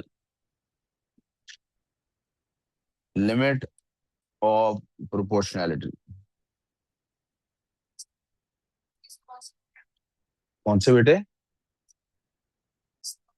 हम्म, कब भेजे थे? एरा आपने कोई सर्कल प्रॉपर्टीज के क्वेश्चंस भेजे थे मैथ्स में? and what? एरा बच्चे कह रहे हैं कि आपने कोई सर्कल प्रॉपर्टीज के क्वेश्चंस भेजे थे मैथ्स में सॉल्व करने के लिए, प्रैक्टिस के लिए। Yeah. नहीं याद? उसको भी नहीं याद? चलो देखना, अगर I मैंने नहीं said करवाई तो मुझे yeah. बताना आज क्लास। या I तो said मैंने yes. करवाए क्लास में कि नहीं? I don't think so. चलो मुझे रिमाइंड कराना आज की मैथ्स की क्लास में, पहले वो करा दूंगा। Okay, जी thank you. स्प्रिंग का extension time graph, mark and label the region where the spring obeys Hooke's law. Mark and label the region where the spring obeys the Hooke's law. कहां तक hooks का law ओबे हो रहा है?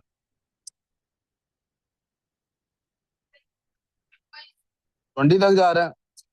चलो जी 20 तक कंसिडर कर लेता हूँ।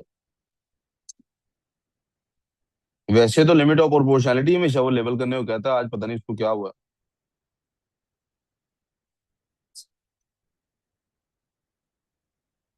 इसने बताया लेवल किस लेटर से करना है या अपनी तरफ से कर लें? एलो जी, obeys hook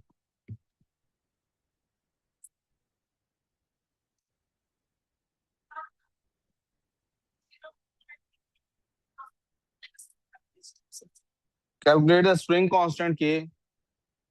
F is equal to K E होता है, तो के किसके इक्वल हुआ, एफ ओवर। अब क्या करें जी, फोर्स ले लेते हैं फिर और एक्सटेंशन ले लेते हैं। फोर्स कितनी लग रही जी, यहां से किसी भी पॉइंट से पकड़ लें। 100 एक्सटेंशन पकड़ लेते हैं। कौन सी लें, 20 लें? यार ऐसा कोई पॉइंट नहीं आ रहा जिसमें एग्जैक्ट वैल्यू कैलकुलेट हो सकती है। 10 का. Sir, 10 का. हम्म, 10 में वो क्रॉस के ऊपर से नहीं जा रही ना। ये कुछ एक पॉइंट है वैसे, किसी भी पॉइंट को बाहर ले लें, डजेंट मैटर। 20 का लें, 10 का लें। देखो असल में 20 का लेने में पता क्या प्रॉब्लम है, देखो ये भी सर्कल के इसके क्रॉस के इस बॉक्स के दरमियान में है, तो अब आंसर इसका भी रेंज में दिया होगा। आई वॉन्ट टू हमेशा take a value like this. अब इसमें डाउट कम है, इस पॉइंट को देख रहे हैं, इसमें डाउट कम है, इसलिए it is always smart to take values like this point. इसी को हम लेने लगे हैं। ये कौन सी वैल्यू है, if this is 10 and this is 20, this must be 15 and this must be 17.5। 17.5 की वैल्यू है। और इसके अगेंस्ट जो एक्सटेंशन है यहाँ पे क्या आ रही, if this is 100 that is 200, this must B 150 and this must B 125। आपने देखा फोर्स की वैल्यू मेरे पास क्या आ रही है, 17.5 न्यूटन ओवर एक्सटेंशन कितनी हो रही है उसके ऊपर, 125 मिलीमीटर्स, 125। अब ये याद रखना है, हमें एक्सटेंशन निकालनी है तो हमें किस में वैल्यू लेनी है, मीटर्स में। क्या हुआ बेटे, हैं? अच्छा, 0.125, प्राउड फील हुआ है ना, 0.125 मीटर्स में लेना है ना। देखो 125 मिलीमीटर्स है, so this is equal to 0.125 metres. अब ये गलतियां दोनों अगर आप नहीं करें तो आपका आंसर इंशाल्लाह ठीक आ जाएगी। मीटर थाउजेंड में होते हैं ना मिलीमीटर एक मीटर में। जी क्या आंसर है, 140। 140 आपकी एक्सटेंशन आई और एक्सटेंशन का यूनिट क्या होगा, न्यूटन पर मीटर। अब अगर कोई बच्चा मिलीमीटर में आंसर ले ले, अगर कोई बच्चा क्या करता है, मिलीमीटर में ले लेता आंसर और वो यूनिट नहीं ठीक लिखता, आप न्यूटन पर मिलीमीटर कर लें, यूनिट में न्यूटन पर मिलीमीटर लिखें तो ठीक है, आप यूनिट नहीं लिखते फिर गलत हो गया। समझ आई, यानी आपको एग्जामिनर की सेंस समझ आई, एग्जामिनर कैसे खेलता है आपके साथ, यही सीखना होता है पास पेपर से। Where is past paper, why sir not मेरा ओपनिंग। 0.14 आया है जो मैंने चूज किया है। जी ठीक है, रेंज दी होती है वो भी एक्सेप्टेबल होगा, मैंने आपको मोस्ट एक्यूरेट आंसर निकालने का तरीका बता दिया कि कौन से पॉइंट लेना चाहिए। सॉरी गलती से बंद हुआ। ठीक है Ira, okay sir. Ira did you understand. The original length of the spring is 120। अब उसने ओजी बता दी है, ओरिजिनल लेंथ बता दी है, which is usually we call it L nought. Original length उसने बताई हमारे पास 120 millimetre. Calculate the length of the spring when the load of 8.5 newton is applied. तो हमारे पास formula F is equal to K E, F is equal to K, extension find करनी होगा ना हमने, तो क्या करेंगे, F over K is equal to E कर लेंगे, राइट। यस, तो फोर्स कितनी दी हुई है उसने हमें, 8.5 न्यूटन। और हमने क्या कैलकुलेट किया हुआ है, के की वैल्यू 140, क्या कैलकुलेट की हुई है, क्या कैलकुलेट की है, तो जनाब जरा आंसर बताइएगा। 0.06। अब जीरो, अब ये आंसर भी किस में निकला है, मिलीमीटर्स में निकला है, ओ सॉरी मीटर्स में निकला है, किस में निकला है, ये आंसर भी किस में निकला है। और मिलीमीटर में किसके बारे में कहना चाह रहा हूं, इस बाई के बारे में, ये उसने मिलीमीटर में दी हुई है, किसमें दी हुई है। तो अगर मैं या तो मैं अब इसको मिलीमीटर्स में कन्वर्ट कर लेता हूँ, यू गाइस डिसाइड, या मैं इसको मिलीमीटर में कन्वर्ट करता हूँ और टू वो मिली वैल्यू ऐड करता हूँ 120 की मिलीमीटर के अंदर, या मैं 120 मिलीमीटर को वापस मीटर में कन्वर्ट करके वो वैल्यू ऐड कर देता हूँ, there has to be the same unit. You guys millimetre decide. Convert इरा इनटू कह रही सर मिली। इसको मिलीमीटर में करें, तो ये क्या बनता है, 60 मिलीमीटर, क्या बनता है, remember this is your extension, ये क्या है आपकी।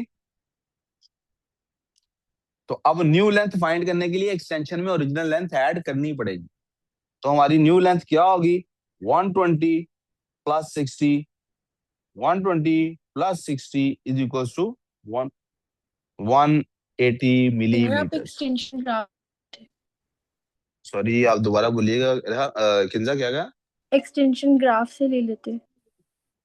कह रहा है वो किंजा कह रही है सर इससे आसान तरीका भी है था, क्या वाला, और बड़ा सही काम कह रही, बिल्कुल सही कह रही, कह रही सर इतना जो आप खबे हैं, आप सीधा सीधा यहां से निकालते 8.5 न्यूटन कहाँ पे आ रहा है, आप इधर जाते इधर से निकाल लेते। Kinza that is also valid answer, इसमें कोई मसला नहीं। फिर आपको वर्किंग क्या शो करनी है, वो मैं ब्लैक पेन से करके ब्लू पेन से करके दिखाता हूँ।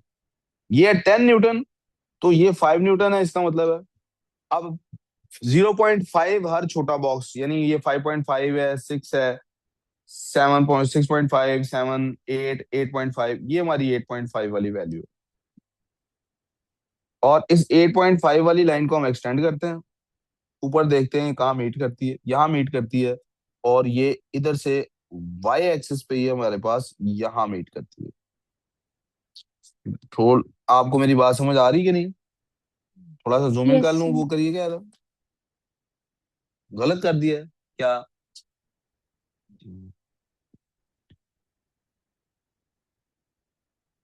एक मिनट यार, ये जूम इन थोड़ा सा, जूम इन करने में। हाँ जी, क्या हुआ है? ये 9 है, ये 9.5 है। ये बनता ही नहीं 8.5 के अंदर, सर गलत किया। कहता है गलत काउंट की है आपने। सही कह रहा है ना, देखा, गलती से बचा लिया बुकर ने। बुकर आप ना होते मैं क्या करता। ये बेटा 5 है तो ये 7.5 है, राइट। अब सारा 5.5, 6.5, 7.5, 8, यहाँ 8.5 बनना था। वो क्या कह रहा है सर, 8.5 बनना था यहाँ पे। और यहाँ से जब 8.5 की लाइन हम ड्रॉ करते हैं तो हमें जूम इन करके उसको ठीक करना पड़ता है। ये आ गई 8.5 वाली लाइन। इसको जब हम उधर से मिलाते हैं, सर प्लीज जरा तवज्जो, काम पे हो ना आप सबकी, मुझे बहुत अच्छा लगे।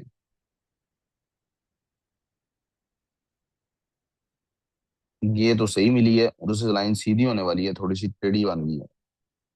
इट्स लाइक, अब सीधी है।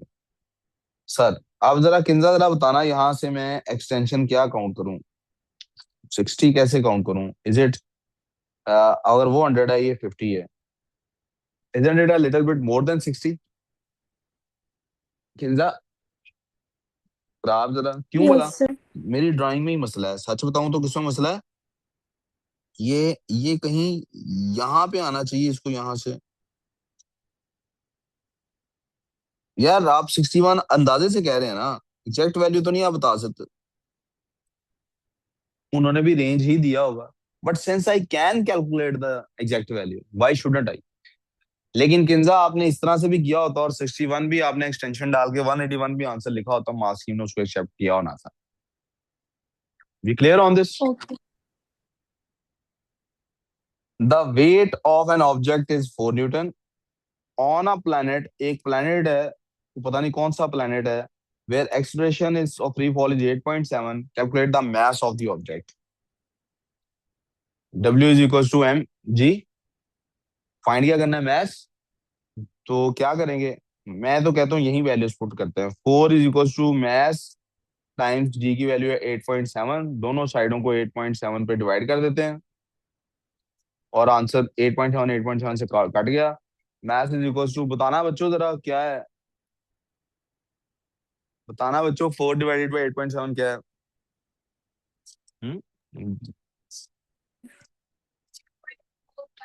0.459 किलो, और आंसर किलोग्राम में। क्या 40 से करना था? 4 न्यूटन है तो 40 से क्यों करूंगा, जब वेट है ही 4 न्यूटन, मैं क्यों 40 से करूंगा? पागल हो मैं, हैं? ना ना ना, सर बहुत है Sir, for 0.459 नहीं है, अगर राउंड ऑफ करें वो क्या है जीरो फिर? पॉइंट फोर सिक्स है। कहती 0.46 या 0.4, बेटा 3 डेसिमल, 3 सिग्निफिकेंट हुई। 0.46 बता रही हो आप, Yes, तो मैं yes, 0.59 बता sir. रहा हूँ। Even if it's in three significant, तो zero because point four after the five nine nine नहीं is बनता? 7. 9 के बाद कहता Because है कोई, क्या है, 9 के बाद कहती है 7 है, तो आपको 459 नहीं 456 बेटा रहा। दोनों आंसर एक्सेप्टेबल होंगे मार्क्स टीम में। अच्छा, 460 लिखोगी तब भी ठीक है। ये जीरो हम okay, कोशिश करते होते हैं अवॉइड करें, क्योंकि उसका मतलब होता है एग्जैक्ट वैल्यू है। फिर 0.46 लिखते हैं हम, ठीक है। देखें जी, बकर एक्सीडेंट हो गया, एक्सीडेंट हो गया।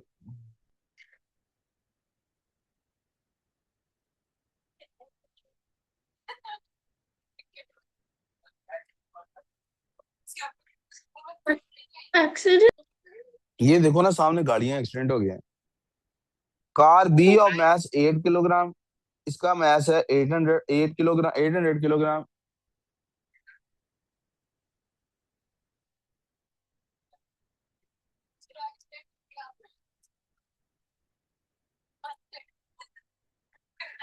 क्या कह रही हो, एक्सीडेंट हो गया है मैं? इसी वजह से हुआ। सर मोहसिन का मैसेज, आपकी क्लास छोड़ने का वेट कर रहा हूँ, मैं कि बस 2 मिनट दें, मुझे लगा था वो शायद अभी नहीं आई, मैं फोन से दो चार और सवाल करूँगा। हाँ, मुझे पता ही नहीं था। ये करने के बाद ही कोई बात नहीं, आपसे ज्यादा तो नहीं है।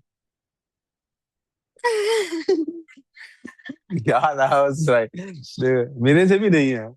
स्पीड, मूविंग स्पीड आ गई हमारे पास। The 800 gram is moving at 200 metre per second and collides with car A of mass 100 kilogram. इसका मैस है 100 किलोग्राम। नहीं, 1000 है जी, 100 नहीं है यार, मुझे लगता है मुझे शदीद जरूरत है ना की। Which is stationary after the collision both cars travel. ये बिफोर कोलिजन है तो फिर इसको हम लिख लेते हैं U1, इसको ले लेते हैं M1, इसको ले लेते हैं M2। After the collision, both cars travel in the same direction as the initial direction of the car B. After collision, car A moves at 1.3। Car A की स्पीड है, कार इसको M2 कहा था तो इसकी स्पीड को V2 कह लेते हैं। कोलिजन से पहले वाली स्पीड को हमने, ट्रेंड ये है कि हम कोलिजन से पहले M1 U1 plus M2 U2 लिखते होते हैं, और कोलिजन के बाद लिखते होते हैं M1 V1 plus M2 V2। यार मैं भी देख रहा हूँ वो गाड़ी स्टेशनरी थी यार, उसका car A which is stationary है बेटे, उसका U2 जो है वो इक्वल टू 0 है। 0 मोमेंट, ठीक है वकर, समझ आ How गई। can both collide if they're on the same stay show speed? That the speed of car B after collision is approximately. बेटा एक रुकी हुई है, दूसरी चल रही है बेटे, एक रुकी हुई है, स्टेशनरी है। Uh, show that the speed of car B after collision is approximately 0। आप 1 2 का कंफ्यूजन होता है तो आप ए बी लिख लें, कोई मसला नहीं। वो कह रहा है शो करें, मैंने यही शो करना है। M1 U1 plus M2 U2 is equal to M1 V1 plus M2 V2। यहां तक को प्रॉब्लम। M1 हमने लिया था 800 किलोग्राम, तो उसके साथ वेलोसिटी भी उसी की मल्टीप्लाई करनी चाहिए which was 2 metre per second. Okay, plus M2 जो भी था, कितना था वैसे, 1000 था, उसके साथ स्पीड कितनी थी मल्टीप्लाई हो रही, 0, क्योंकि वो स्टेशनरी थी।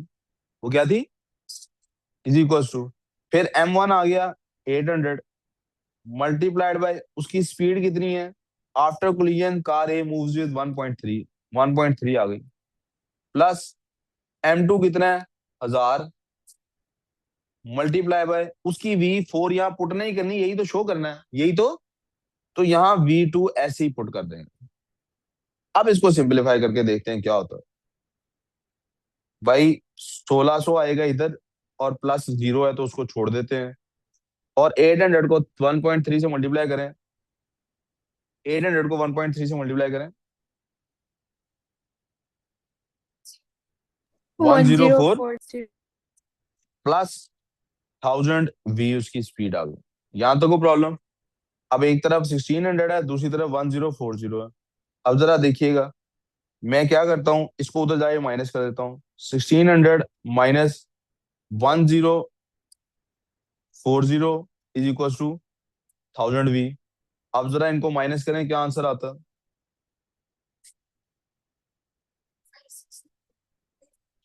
आप देख सकते हैं मेरे पास आंसर क्या आ रहा है, 560 इक्वल्स टू 1000 V, राइट। 560 है, ये तो 4 तो निकल, 0.4 तो ये निकल ही नहीं रही। 0.56 निकल रही है। अप्रोक्सीमेटली बहुत बड़ा फर्क है 0.56 का और 0.4।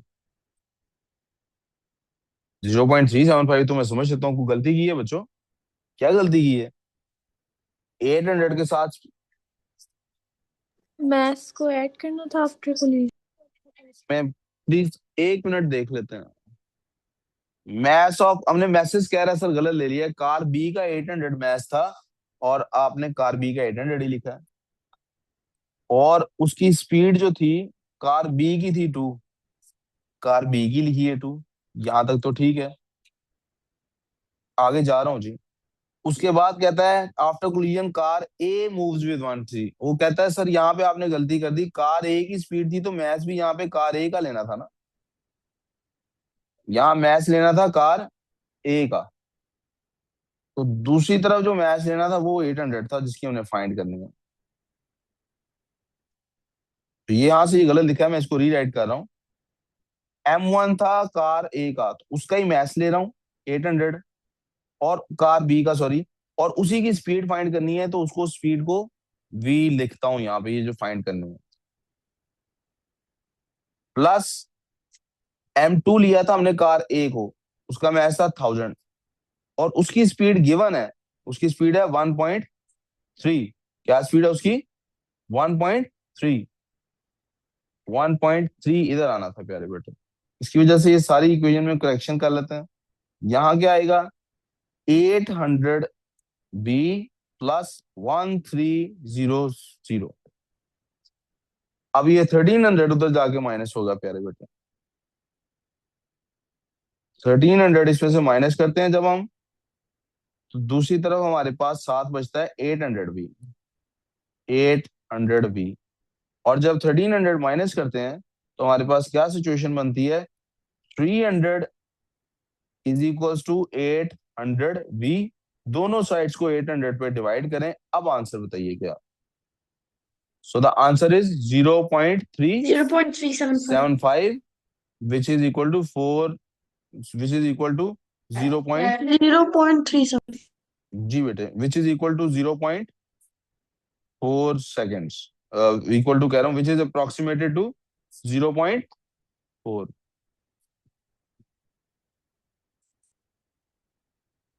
ये मान ने शो कर दिया, इसको हम ऐसे डब्बा भी बना देंगे। ये मेरा आंसर गुड इनफ है जी। Calculate the impulse exerted by car A on car B. Car B जो थी वो हमारी कार बी पे जो इम्पल्स आई है, किसकी इम्पल्स फाइंड करनी है? तो फिर कार बी का ही डेल्टा पी भी फाइंड करना। डेल्टा पी भी किसका फाइंड करना है? कार बी का। इम्पल्स किसके इक्वल होती है? डेल्टा पी के। डेल्टा पी का क्या मतलब है? Mass multiply by V minus U. Mass कितना है कार बी का? कार बी का मैस है 800 kilograms, multiply by car B की वेलोसिटी बाद में कितनी थी बेटे? Speed of car B after the collision. अब कौन सी वेलोसिटी लेंगे? 0.375 वाली लेंगे, माइनस इनिशियल वेलोसिटी उसकी कितनी थी? 2। क्या थी इनिशियल वेलोसिटी? अब जरा आंसर बताइएगा। 800 टाइम्स 1 पॉइंट, क्या है? 1.0.375 को माइनस करते हैं जब 2 से, तो ये माइनस में आंसर आता है। क्या आंसर आता है प्यारे बच्चों? Minus 13,000. बेटे 2 में से 0.35 माइनस करने को कह रहा हूँ। This will be minus 1.26625। I'm talking इनको जरा about the मल्टीप्लाई कर total. I'm जी। अब talking मैं about वो अब मैं आई एम टॉकिंग अबाउट के फुल टोटल आंसर आप बताएं। माइनस 1300। माइनस लिखा हो या ना लिखा हो, वो ब्रैकेट में मार्क्स में लिखा होगा, द आंसर वुड बी 1300। मैं माइनस लिख देता हूँ 1300, और इम्पल्स का यूनिट आप लिख सकते हैं न्यूटन सेकंड भी लिख सकते हैं, और दूसरा यूनिट भी लिख सकते हैं। State the impulse exerted by B on car A. तो अब कार ए वाली को करेंगे, उसकी पहले वेलोसिटी की, उसकी इम्पल्स तो पहले थी 0, उसका पहले इम्पल्स का पहले उसका मोमेंटम क्या था? Delta P. पहले उसका मोमेंटम था ही क्या? 0। क्या था? तो बेटे उसने क्या इम्पल्स एक्सर्ट किया बोला? एक नंबर का सवाल है बेटे, 1600 जवाब इसका नहीं हो सकता। ठीक है, जो इम्पल्स एक ने दूसरे पे की होती है उतनी ही दूसरे की होती है, सिर्फ साइन का डिफरेंस होता है। मोमेंटम कंजर्व होता है ना ओवरऑल, ये इसीलिए एक मार्क का आंसर होता है। नहीं समझ आई? आप ऐसे क्यों शक्ल देख रहे हैं मेरी? समझ नहीं आई आपको? मैं अच्छा लग रहा हूँ भाई। इसका मोमेंटम पहले 0 था, अब कितना है यहां से देख लो। चलो, पहले 0 था ना, अब कितना है? 1300। तो वही पर डेल्टा मोमेंटम चेंज हुआ ना, इसी को कहते हैं। 1600 आपने क्यों कह दिया? वो तो मुकार भी है, और वो 0 तो नहीं हुआ अभी, 1300 ही हुआ। Yes, okay. और इसको लेकिन कैलकुलेट करने की जरूरत नहीं होती। इम्पल्स एक ने दूसरे पे जो की होती है उसी के ऑपोजिट डायरेक्शन में दूसरे की होती है। एक नेगेटिव में और एक पॉजिटिव में लिखी होनी चाहिए। आर वी क्लियर बेटे? यहाँ से आगे एनर्जेटिक्स का सवाल है, इलेक्ट्रिसिटी का है कि एनर्जी का? We should be doing this as well, ताकि हमारा डायनामिक्स मैकेनिक्स का पूरा पार्ट खत्म हो जाए। आसान सवाल है, थ्योरी का है। State and explain whether this method of generating electricity is renewable. Wind energy, yes. Wind is ever available. भाई भाई काम पे तवज्जो नहीं है भाई. State two energy sources that do not have the sun as just भाई still भाई नहीं उसकी सन नहीं है सोर्स जी. टाइडल भी सन नहीं है. हैं All, दोनों है. all, उसमें भी हम कहते हैं सन इन्वॉल्व. प्यारे बच्चों वो जो हमारी फॉसिल sir, फ्यूल है. all, फॉसिल फ्यूल है बेटे. और नेचुरल बताना है जनरेटर बायोफ्यूल हो सकता है. बायोफ्यूल का भी वैसे ओरिजिनली सन ही है ना. प्लांट्स कहाँ से बनते हैं यार. ये लाइट सारी इतना ही आ रही है ना सन से. हाँ हाइड्रल हो सकता. वो कब बोला था उन्होंने. सुभान अल्लाह. ये कहता है हमारा जनरेटर पेट्रोल से नहीं चलता पानी से चलता है. For each energy source state the form of energy stored in it. Fossil fuel में कौन सी होती है पानी वाली. वाटर बिहाइंड इलेक्ट्रो ओ यार हम ही सोच रहे थे इधर से हिंट ले लेते. Water behind kinetic. नहीं सर जी उसने बिहाइंड वाला कह दिया ना इसलिए सर.